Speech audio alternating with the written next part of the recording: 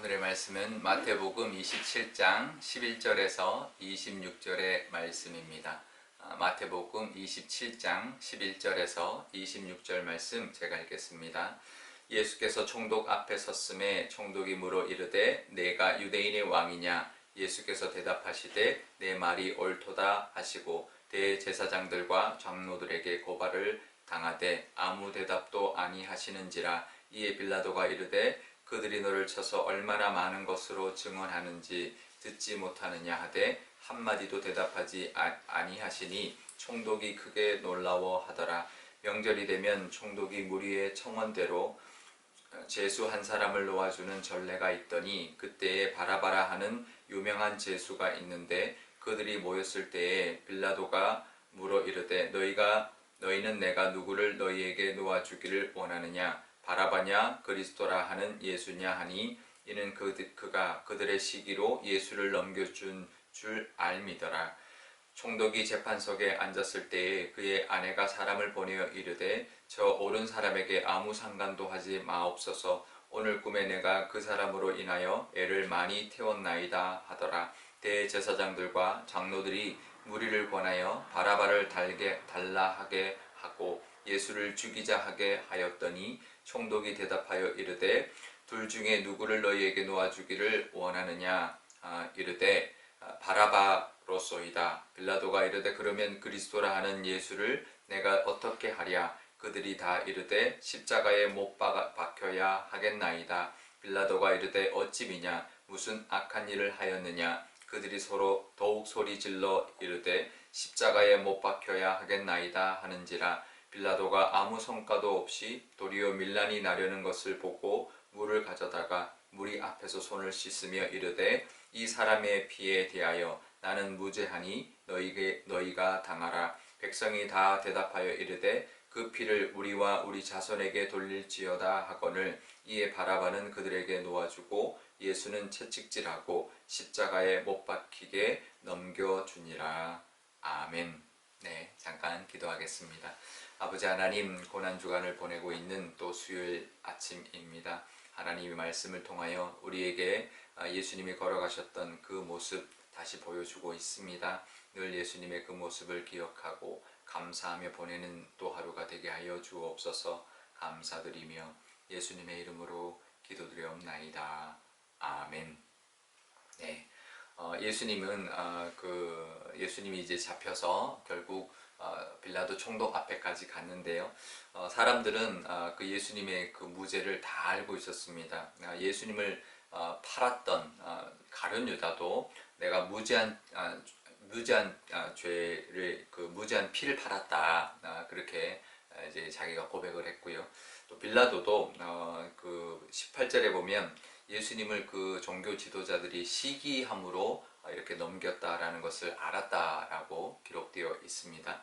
또 빌라도의 아내도 19절에 보면 저 옳은 사람에게 아무 상관도 하지 마소서. 이제 꿈에 내가 이제 많은 어려움을 당했었습니다, 이렇게 말을 합니다. 심지어는 예수님을 죽이려고 했던 그 종교 지도자들까지도 예수님의 무죄를 다 알고 있었습니다. 하지만 예수님을 그렇게 그 법정에서 그 예수님에 대하여 그렇게 고발할 때, 그러니까 이제 막 이제 죄를 쫙 이야기를 할 때 예수님이 아무 대답을 하지 않았고, 그래서 빌라도가 왜 아무 말을 하지 않느냐, 저렇게 많은 것으로 고발하는데 그걸 듣지 못하느냐 했더니 그때도 예수님이 한마디도 변호를 하지 않았습니다. 그랬더니 14절에 보면 빌라도가 크게 놀랐다라고 기록되어 있습니다. 그러니까 도저히 이해가 안 되는 거죠. 정말 무죄한 게 뻔한데 아무 대답도 하지 않고 아무런 자기 변호를 하지 않는 모습을 보고는 놀랐다라는 것입니다.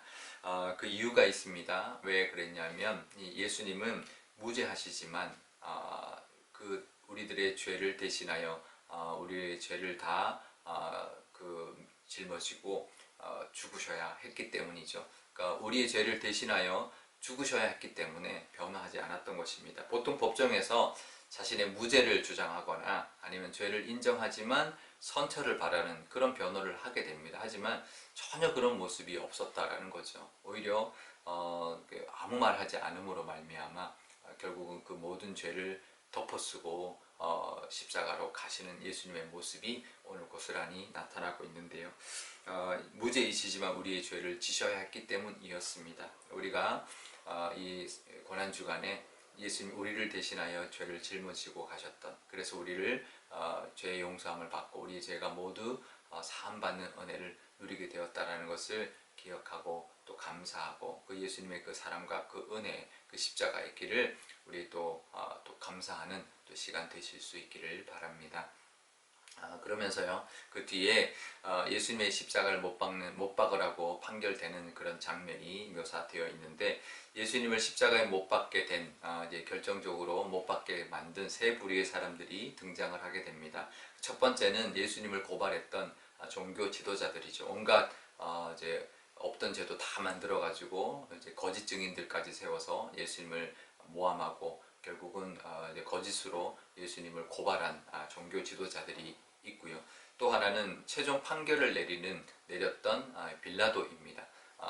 분명히 본인이 볼 때는 죄가 없지만 밀란이 날 것을 두려워서 최종 판결을 그렇게 했던 이제 빌라도이고요. 또 한 부류는 그 종교 지도자들의 선동을 받아서 예수님을 십자가에 못 박아야 한다고 그렇게 주장하고 소리치고 빌라도를 압박했던 이제 그런 이제 군중들이 있었습니다. 이들이 다 결국은 예수님을 십자가에 못 박게 만든 사람들이었는데요. 사실은 그 뒤에 사탄이 있었죠. 사탄이 결국은 그들을 다 조종하고 또 이제 속여서 결국은 예수님을 십자가에 못 박게 했던 것입니다. 종교 지도자들은 자신의 어떤 기득권을 지키기 위하여 예수님을 죽였습니다. 사실 예수님이 아니더라도 참 말이 안 되고 참 악한 것이죠. 자신들의 기득권을 지키기 위하여 무지한 사람에게 죄를 덮어씌우고 모함하고 비난하고 또 없던 죄까지 만들어서 예수님을 십자가에 못 박혀서 죽게 했으니 이 죄가 너무나 큽니다.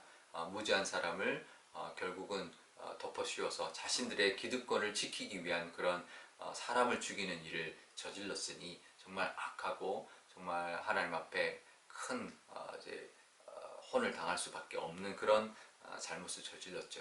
빌라도도 마찬가지입니다. 자기가 예수님을 살릴 수 있는 위치에 있었지만 밀란이 날 것을, 단지 밀란이 날까 두려워서 예수님의 십자가에 형을 결정하였고, 자신은 여기에 대해서 자기는 아무 죄가 없다라고 손을 씻는 그런 모습을, 어리석은 모습, 그 책임을 회피하려고 했던 모습을 보여주고 있는데요.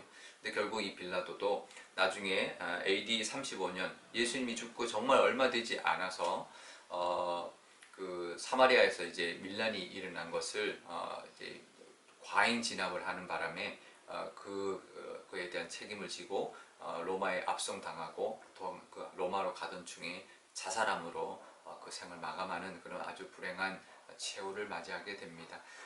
이 백성들도 마찬가지죠.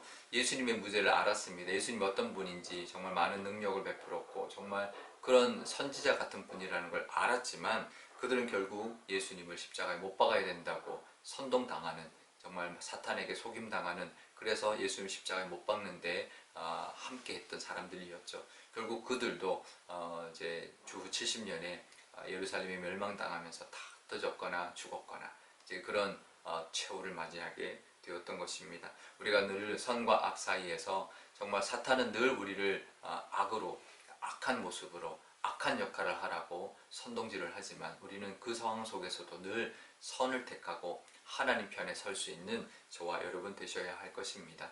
우리가 이 땅 살아가면서도 여러 가지 사탄의 속임수에 정말 많은 것들이 유혹당하지만 그럴 때도 늘 우리는 하나님 편에 하나님의 뜻대로 살아가시기를 간절히 바랍니다. 그것을 결단하고 어떠한 상황 속에서도 하나님의 뜻대로 또 하나님의 어떤 손해를 볼지라도 하나님의 원하시는 모습대로 살아가기를 결단하는 그런 또 이 고난주간 시간 되실 수 있기를 바랍니다.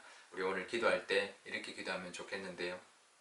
먼저 정말 예수님의 그 사랑, 예수님이 걸어가셨던 그 십자가의 길, 무죄하신 분이었지만 아무 변명하지도 않고 십자가의 길을 묵묵히 자발적으로 걸어가셨던 그 예수님의 그 사랑과 은혜 때문에 우리가 구원받았다라는 것, 우리가 죄사함 받았다라는 것을 감사하는 기도를 드리면 좋겠고요. 우리도 얼마든지 또 악한 자의 자리에 설 수 있다는 것 늘 기억하고 하나님의 뜻 안에서 하나님이 원하시는 기뻐하시는 모습으로 살아가기를 그렇게 살아갈 수 있도록 하나님 늘 함께 해달라고 늘 우리를 깨닫게 해달라고 인도해 달라고 기도하면 좋겠습니다. 제가 기도하겠습니다.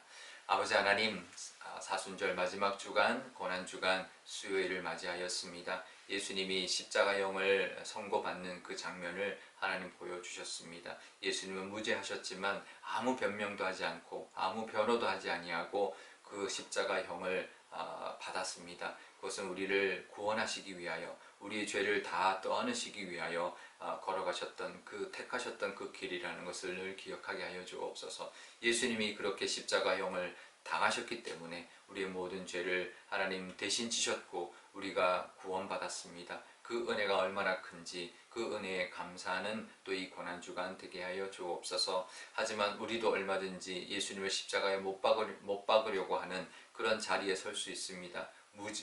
무죄한, 무모하고 또 정말 아무것도 모르는 그런 군중들처럼 정말 예수님을 십자가에 못 박아야 한다고 선동당할 때 함께 소리 질렀던 그런 사람들의 편에 서 있을 수가 있습니다. 하나님, 우리가 살아가면서 여러 삶의 정황들이 있겠지만 그 상황 속에서도 늘 선을 택하게 해주시고 하나님의 뜻대로 살아갈 수 있는 저희들 될 수 있도록 하나님 늘 인도하여 주시고 영적으로 늘 깨어 있을 수 있도록 하나님 늘 우리를 보살펴 주옵소서. 그래서 하나님의 뜻대로 하나님이 원하시는 삶을 살아가는 우리 모두가 될 수 있도록 하나님 늘 인도하여 주옵소서. 감사드리며 예수님의 이름으로 기도드리옵나이다. 아멘. 주기도문 하겠습니다.